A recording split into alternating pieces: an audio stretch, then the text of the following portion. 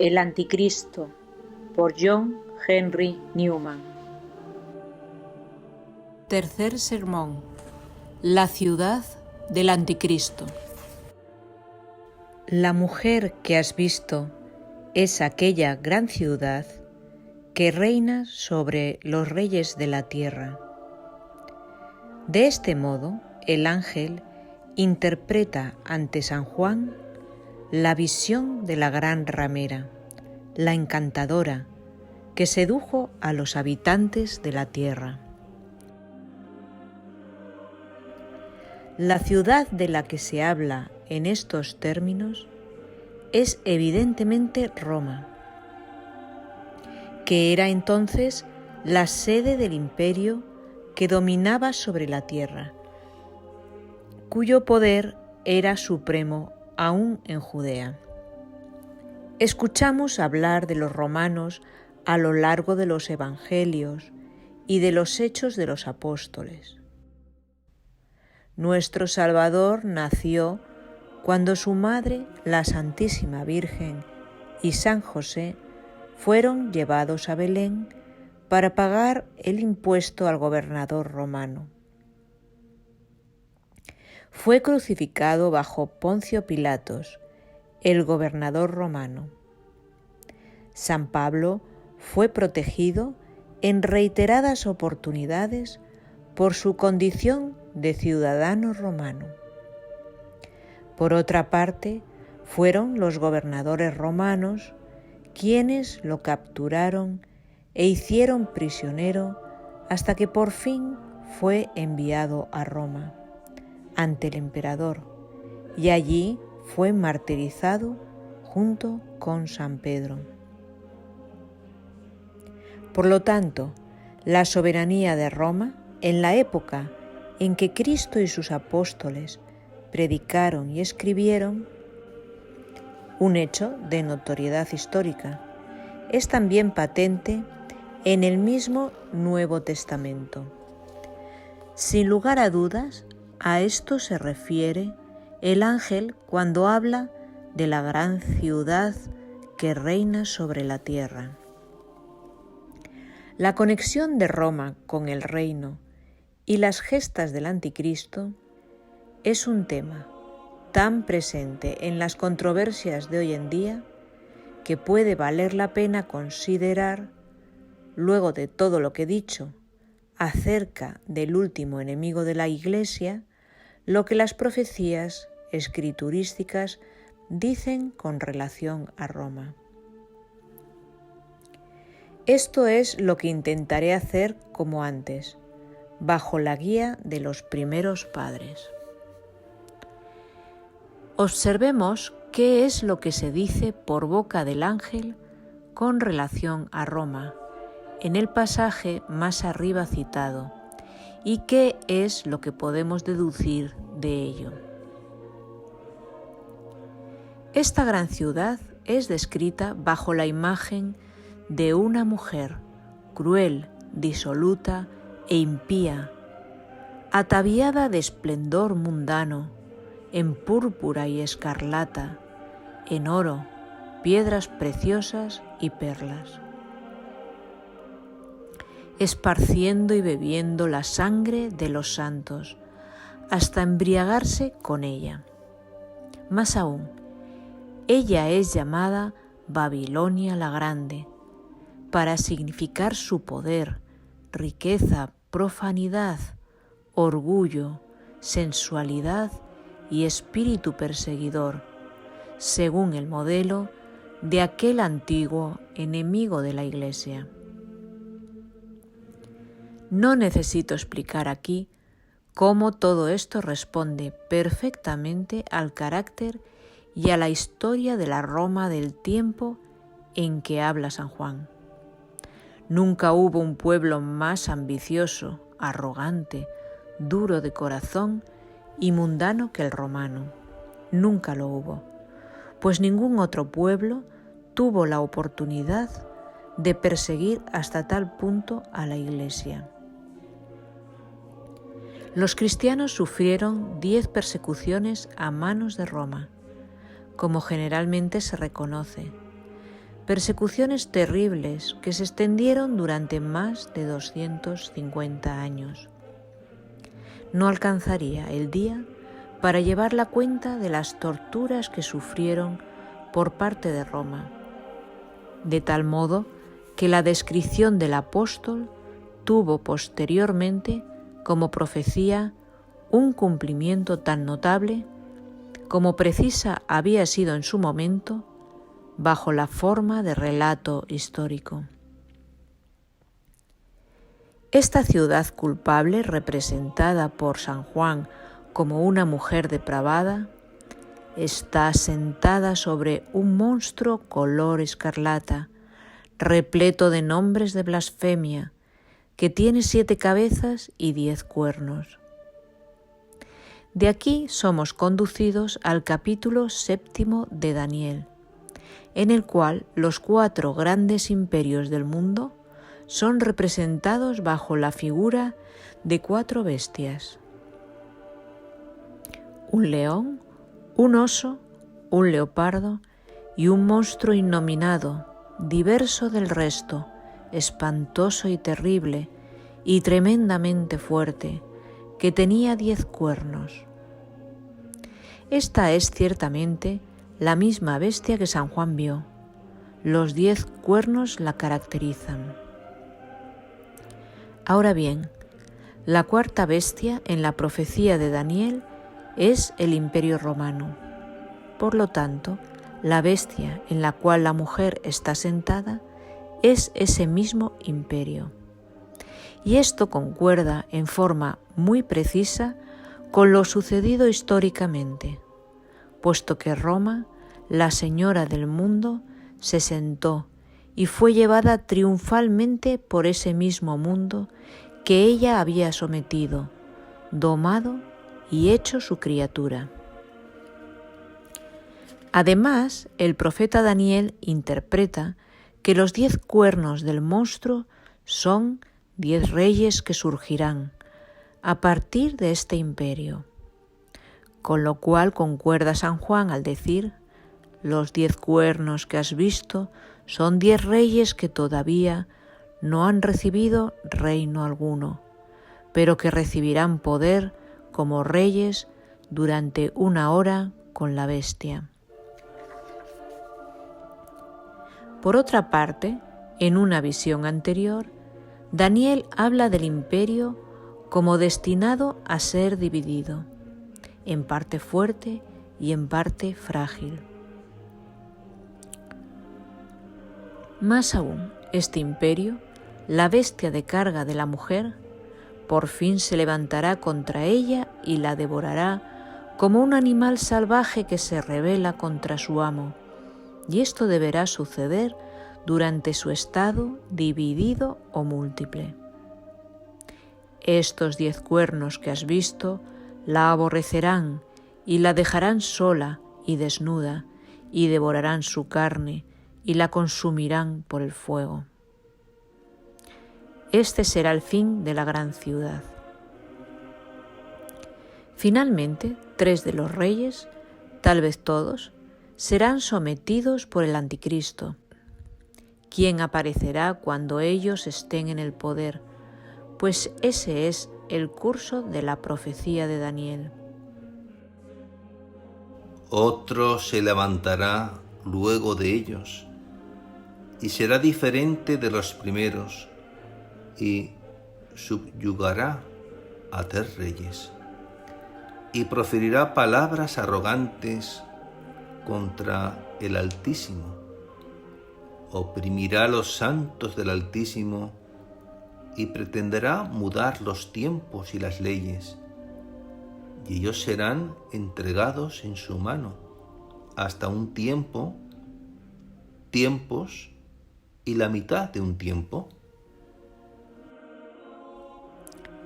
Este poder que surgirá por sobre los reyes es el anticristo, y desearía que observéis cómo Roma y el anticristo se relacionan mutuamente en la profecía. Roma caerá antes del surgimiento del anticristo, puesto que los 10 reyes destruirán Roma. y luego el anticristo aparecerá y suplantará a los 10 reyes. Por lo que podemos juzgar a partir de las palabras. Esto parece claro. Primero, San Juan dice: los 10 cuernos odiarán y devorarán a la mujer. En segundo lugar, Daniel dice: yo contemplaba los cuernos, y he aquí que surgió de entre ellos otro pequeño cuerno. Esto es, el anticristo, ante el cual, o junto al cual, 3 de los primeros cuernos fueron arrancados de raíz. Consideremos ahora hasta qué punto estas profecías se han cumplido y qué resta por cumplirse. En primer lugar, el Imperio Romano se ha quebrado como estaba predicho. Se dividió en un número de reinos independientes, tales como el nuestro, Francia y otros más. Pero todavía es difícil numerar 10 exacta y precisamente. En segundo lugar, aunque Roma ciertamente ha sido desolada del modo más pavoroso y miserable, todavía no ha padecido exactamente sufrimientos por parte de 10 secciones de su antiguo imperio, sino de bárbaros que cayeron sobre ella desde regiones externas. En tercer lugar, todavía existe como una ciudad, mientras que, según la profecía, debería ser desolada, devorada y consumida por el fuego. Y en cuarto lugar, existe un punto de la descripción de la ciudad impía que permanece prácticamente incumplido en el caso de Roma. Ella deberá tener en su mano una copa de oro llena de abominaciones y deberá embriagar a todos los habitantes de la tierra con el vino de su fornicación. Expresión que sin lugar a dudas denota algún tipo de seducción o de engaño que le será permitido practicar sobre el mundo y que todavía no se ha cumplido, en el caso de esa gran ciudad imperial sobre las 7 colinas de la cual habla San Juan. Por lo tanto, hay aquí cuestiones que requieren alguna consideración. Digo que, hasta el presente, el Imperio Romano no ha sido verdaderamente dividido en 10 partes. El profeta Daniel Es notable entre los escritores inspirados por la claridad y exactitud de sus predicciones. Tan es así que algunos incrédulos, superados por la verdad de las mismas, solo pueden refugiarse en la suposición indigna, irracional e insostenible de que fueron escritas luego de los hechos que pretenden vaticinar. Pero en el caso de los 10 reyes no tenemos ese exacto cumplimiento histórico. En consecuencia, debemos suponer que todavía no ha ocurrido. Esto concuerda con la antigua creencia de que dichos reyes debían aparecer hacia el fin del mundo, y sólo por un corto tiempo, hasta el advenimiento del anticristo. De hecho, ha habido aproximaciones al número 10, pero no puedo decir más al respecto. Veamos ahora cómo el actual estado de cosas se corresponde con la profecía y con la antigua interpretación de la misma. Es difícil decir si el Imperio Romano ha desaparecido o no. En un sentido ya no existe, puesto que está dividido en reinos. En otros no, puesto que no se puede asignar una fecha en la cual haya llegado a su fin. Y mucho puede decirse acerca de los varios sentidos según los cuales puede ser considerado como aún existente, aunque en un estado mutilado y decaído. Pero si esto es así, y si debe culminar en 10 vigorosos reyes, como dice Daniel, entonces un día debe revivir. Veamos ahora cómo la descripción profética da cuenta de este hecho. La bestia salvaje, esto es, el Imperio Romano, el monstruo que tú has visto, era y ya no es, y ascenderá del abismo, y avanza hacia su perdición. Nuevamente se hace mención del monstruo que era y ya no es, y sin embargo es. Nuevamente se nos dice en forma expresa que los 10 reyes y el imperio surgirán juntos. Los reyes aparecerán al tiempo de la resurrección del monstruo, no durante su estado lánguido y aletargado. Los 10 reyes no han recibido aún el reino, pero recibirán poder como reyes junto con la bestia, solo por 1 hora. Por lo tanto, si el Imperio Romano todavía está postrado, los 10 reyes no han surgido aún. Y si los 10 reyes no han aparecido, los llamados a destruir a la mujer y la sentencia definitiva sobre Roma todavía no han llegado.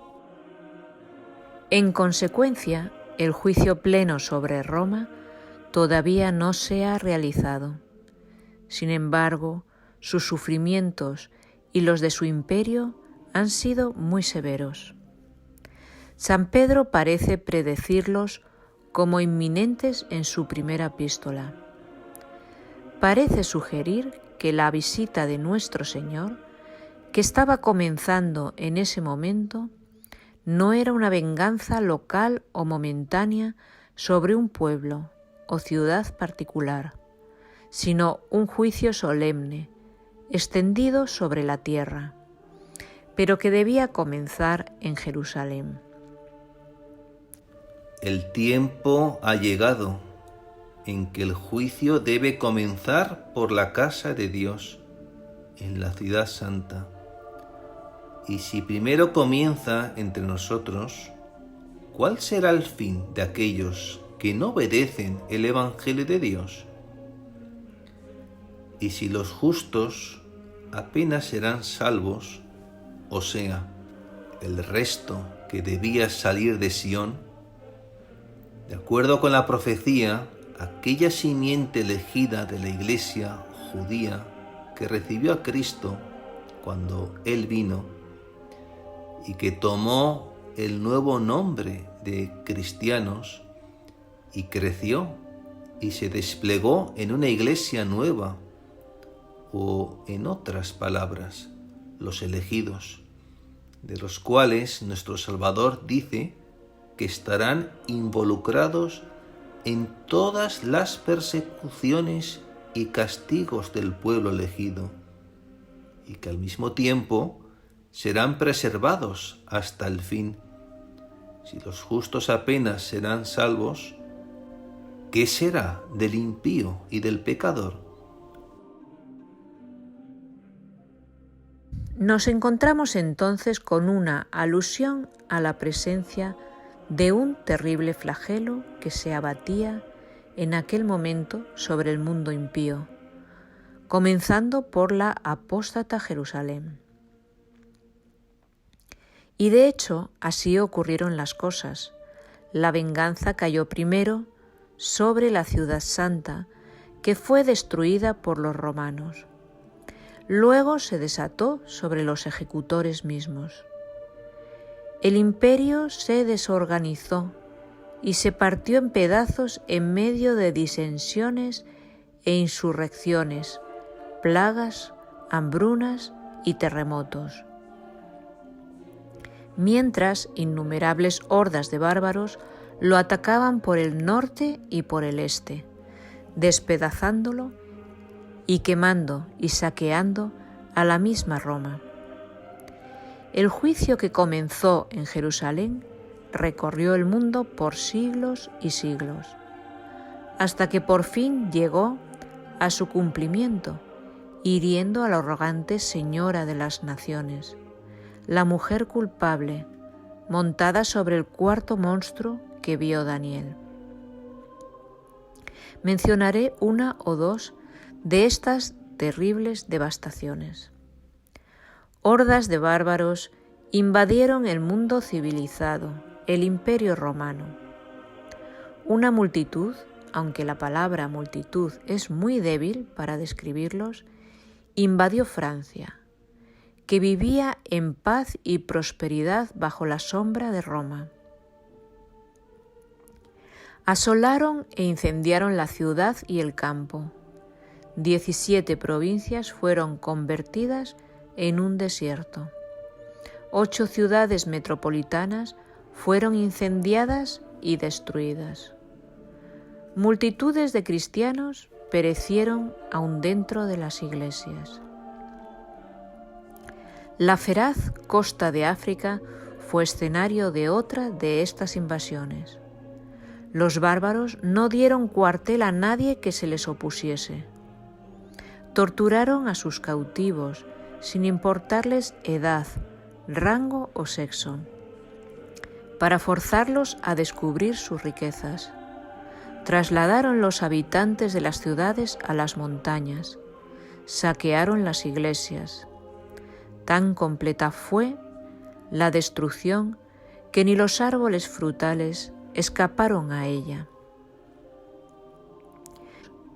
Con respecto a los castigos infligidos por mano de la naturaleza, mencionaré solo 3 de entre muchos otros. Primero, una inundación del mar en todas partes del Imperio Oriental. El agua cubrió las costas 2 millas tierra adentro, arrasando con las casas y los habitantes a lo largo de miles de millas. Una gran ciudad, Alejandría, perdió 50.000 personas.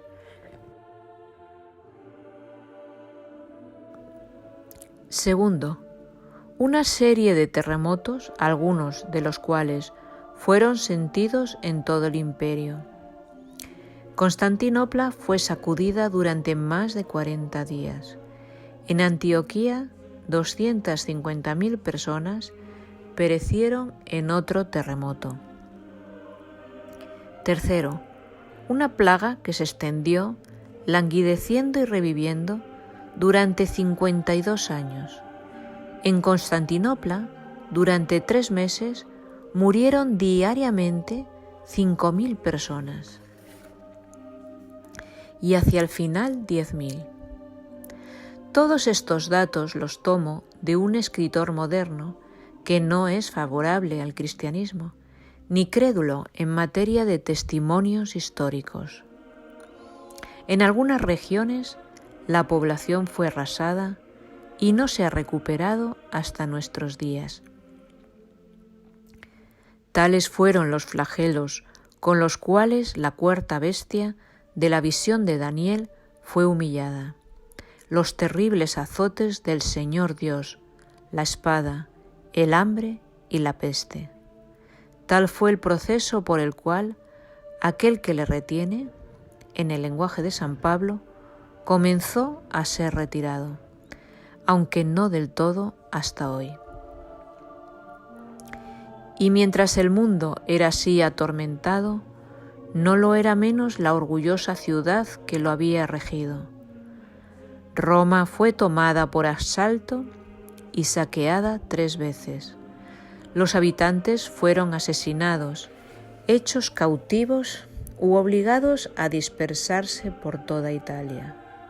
El oro y las joyas de la reina de las naciones, su púrpura y sedas preciosas, y sus obras de arte fueron robadas o destruidas. Estos sucesos grandiosos y notables ciertamente forman parte del predicho juicio sobre Roma, pero al mismo tiempo no llegan a realizar exactamente la profecía, la cual dice expresamente, por un lado, que las 10 porciones del mismo imperio que había sido casi muerto se levantarán contra la ciudad y la dejarán sola y desnuda y la consumirán por el fuego, lo que todavía no han hecho.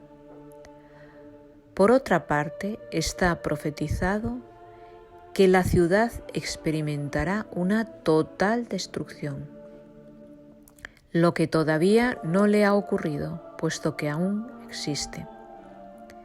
Las palabras de San Juan acerca de este punto son claras y precisas. Babilonia la Grande ha caído,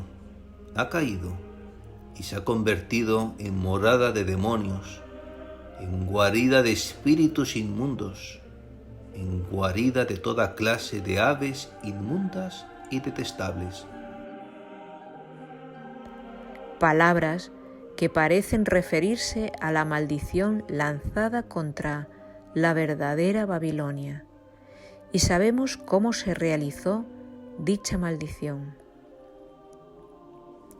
El profeta Isaías había dicho que en Babilonia morarán bestias salvajes del desierto, y sus casas se llenarán de criaturas lastimosas, y habitarán allí búhos, y los sátiros danzarán allí.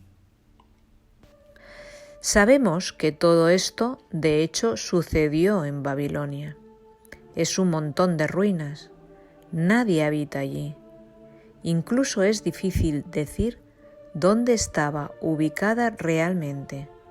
Tan grande es su desolación.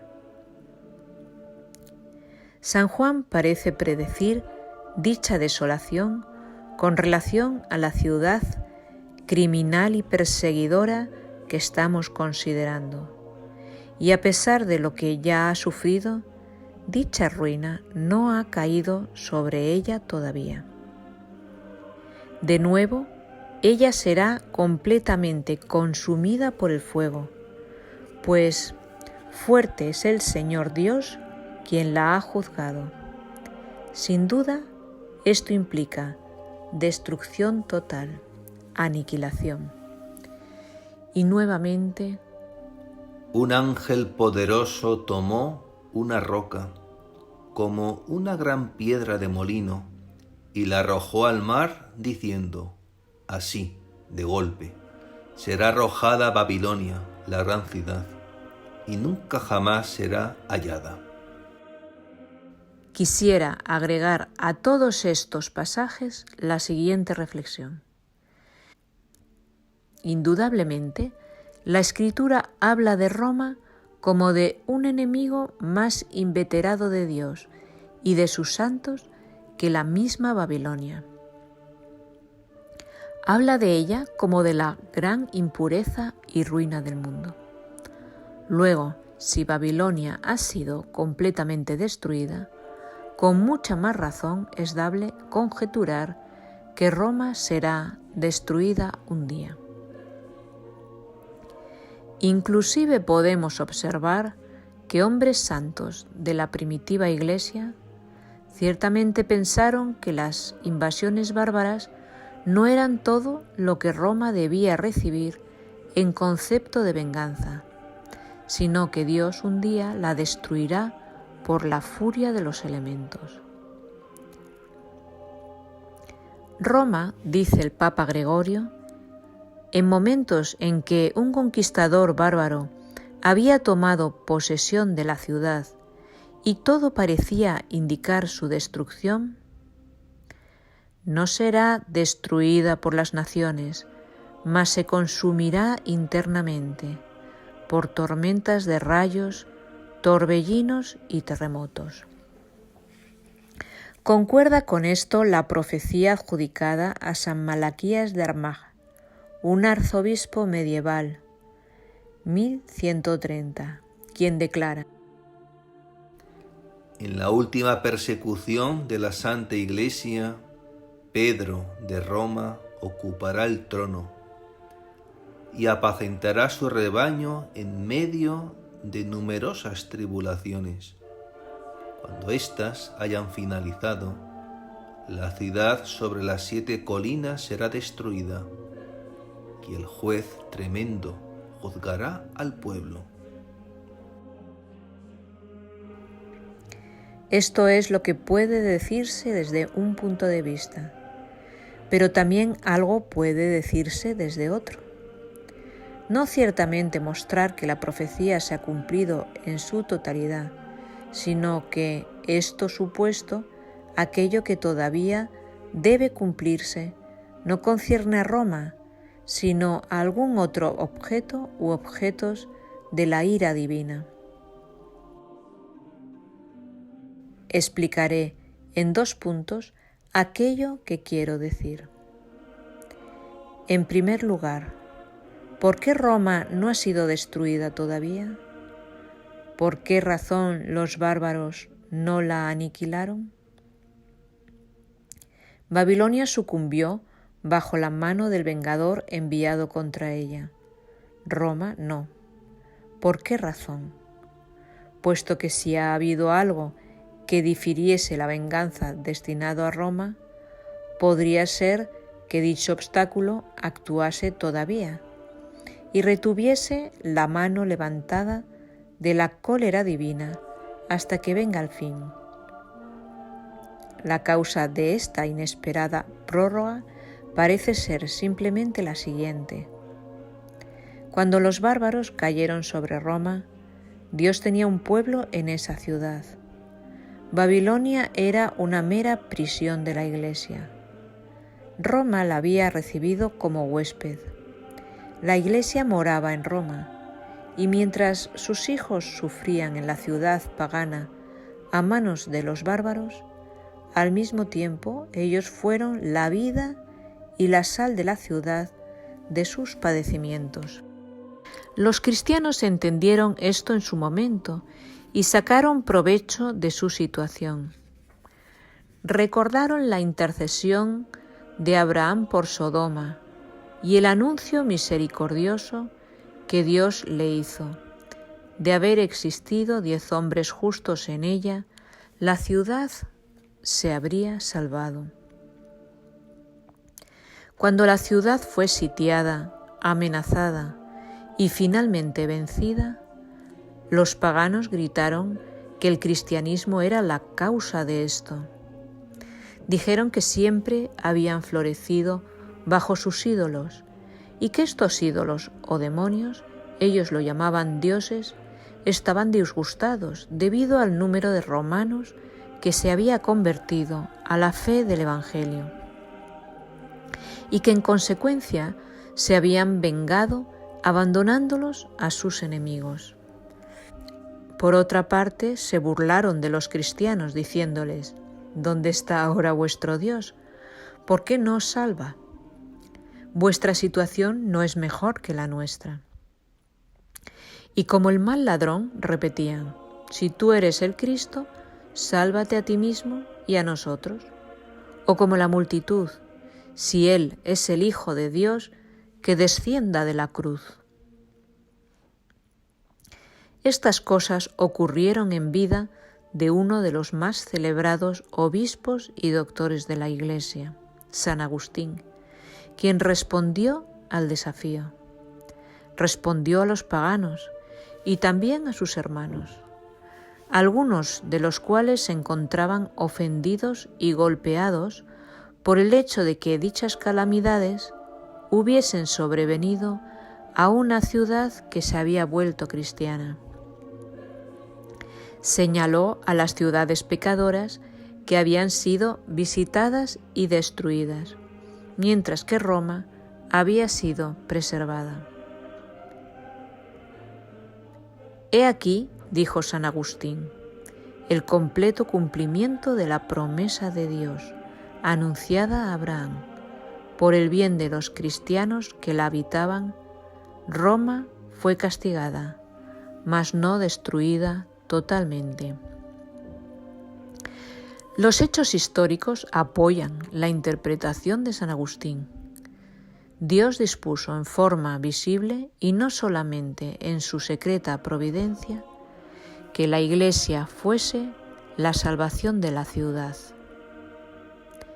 El fiero conquistador Alarico, el primero en asaltarla, exhortó a sus tropas a respetar las iglesias de los apóstoles San Pedro y San Pablo como santuarios sagrados e inviolables. Además, ordenó que una cantidad de plata consagrada a San Pedro fuese devuelta a su iglesia, desde el sitio donde había sido encontrada.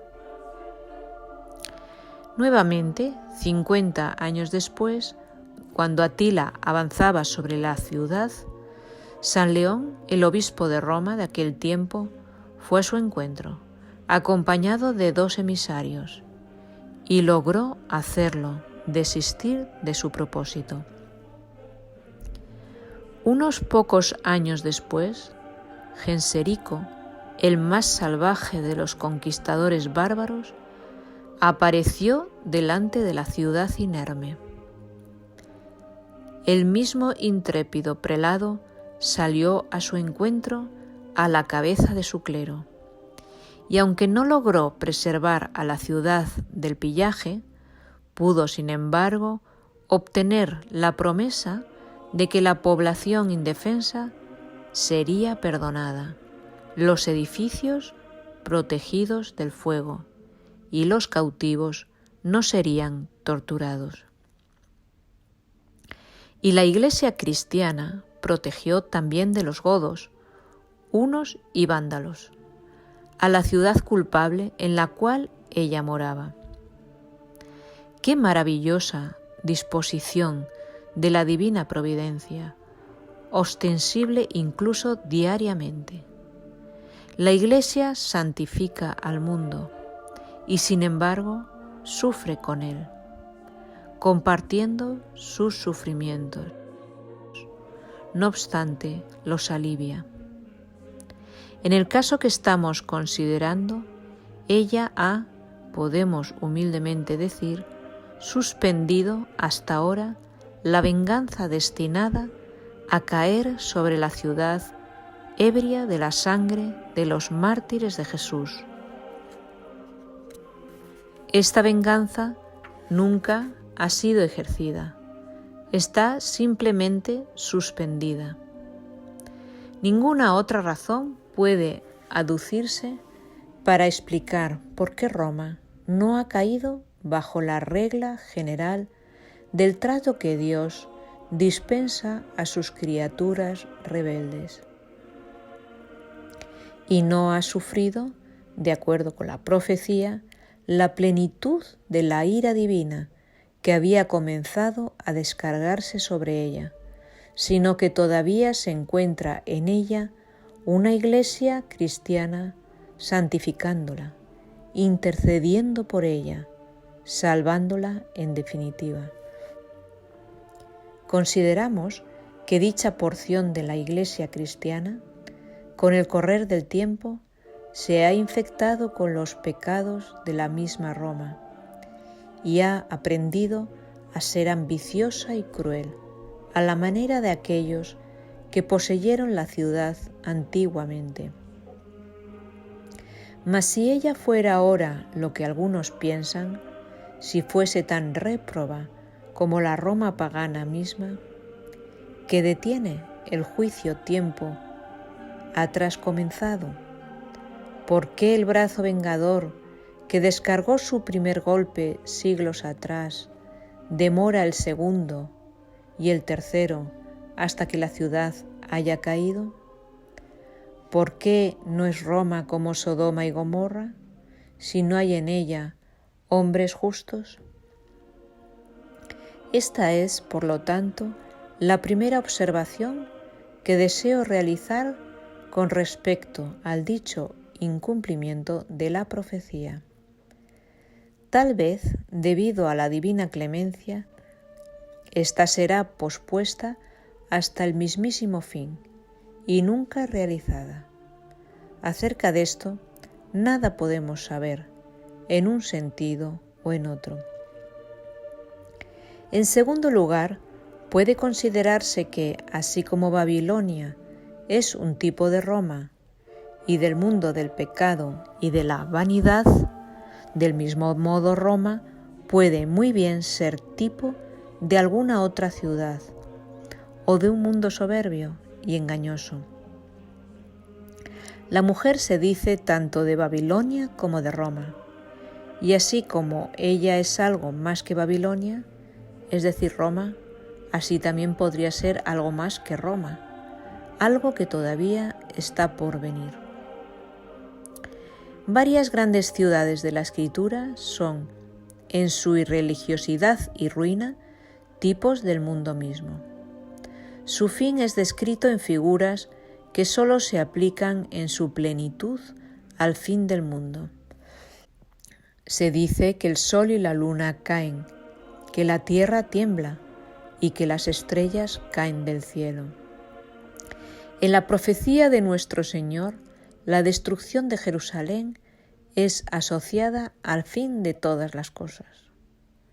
Como su ruina prefigura un juicio mayor y más amplio, los capítulos a los que me he estado refiriendo pueden tener un cumplimiento ulterior, no en Roma, sino en el mundo mismo o en alguna otra gran ciudad a la cual no podemos al presente aplicarlos, o a todas las grandes ciudades del mundo en su conjunto, y al espíritu que impera en ellas, espíritu de avaricia, lujuria, autodependencia e irreligión. Y en este sentido ya se ha cumplido una parte del capítulo que estamos considerando, que no se aplica a la Roma pagana. Me refiero a la descripción de la mujer emborrachando a los hombres con sus sortilegios y engaños, pues no otra cosa que una intoxicación es ese espíritu arrogante, impío, falsamente liberal y mundano que desde las grandes ciudades se extiende por toda la nación. Resumamos todo lo dicho. La pregunta que nos hemos formulado es la siguiente: ¿no es acaso cierto, como se dice y cree comúnmente, que Roma aparece en el Apocalipsis jugando un papel importante en los sucesos que tendrán lugar al final de los tiempos por intermedio o luego del tiempo del Anticristo? A lo que respondo del siguiente modo: el juicio de Roma ha tenido lugar, en gran parte, cuando su imperio le fue quitado. Las persecuciones a la Iglesia han sido en gran medida vengadas, y las profecías concernientes a ella se han cumplido. El que ella sea ulteriormente juzgada depende de dos circunstancias.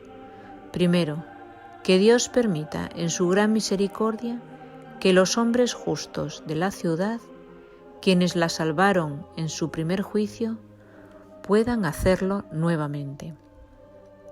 Segundo, que la profecía se refiera en su totalidad a Roma, o más bien a otra entidad o entidades de las cuales Roma es un tipo. Inclusive digo que, si los divinos oráculos afirman que Roma debe ser todavía juzgada, esto debe realizarse antes de la venida del Anticristo, pues éste deberá vencer a 10 reyes y durar por un cierto tiempo, pero son los 10 reyes los que deberán destruir a Roma. Por otra parte, en todo caso parece claro que la profecía propiamente dicha todavía no se ha cumplido. No importa lo que decidamos acerca del papel que juega Roma en ella. El Imperio Romano todavía no se ha dividido en 10 cabezas, ni se ha levantado contra la mujer. No importa lo que ella represente, ni ella ha recibido su juicio definitivo. Se nos advierte contra el peligro de tener parte en sus pecados y en su castigo, de ser hallados, cuando el fin sobrevenga, como meros hijos de este mundo y de sus grandes ciudades, con gustos, opiniones y hábitos propios de las mismas, con un corazón dependiente de la sociedad humana y una razón moldeada por ésta. Se nos advierte contra el peligro de encontrarnos el último día delante de nuestro juez, llenos de los bajos sentimientos, principios y fines que el mundo fomenta, con nuestros pensamientos vagando, si eso fuera entonces posible, detrás de vanidades, con pensamientos no más elevados que la consideración de nuestras propias comodidades y ventajas, con un altivo desprecio por la Iglesia, sus ministros y sus simples fieles, con un amor por el rango y el estatus, por el esplendor y las modas del mundo, con una afectación de refinamiento, una dependencia de las fuerzas de nuestra razón, una habitual autoestima y una completa ignorancia del número y atrocidad de los pecados que testifican en contra nuestra.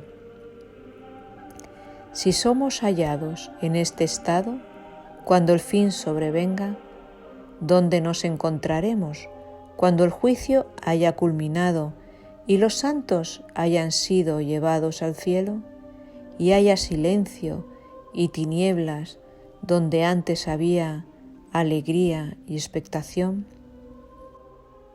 ¿Podrá entonces la gran Babilonia procurarnos algún bien, como si ella fuese inmortal, así como nosotros sí lo somos? Los hombres de hoy día dan nombres seductores a los pecados y a los pecadores, pero en aquella hora todos los ciudadanos de Babilonia aparecerán bajo su verdadera luz, aquella que la palabra de Dios arroja sobre ellos: perros, hechiceros, impuros, asesinos, idólatras, amigos y fautores de la mentira.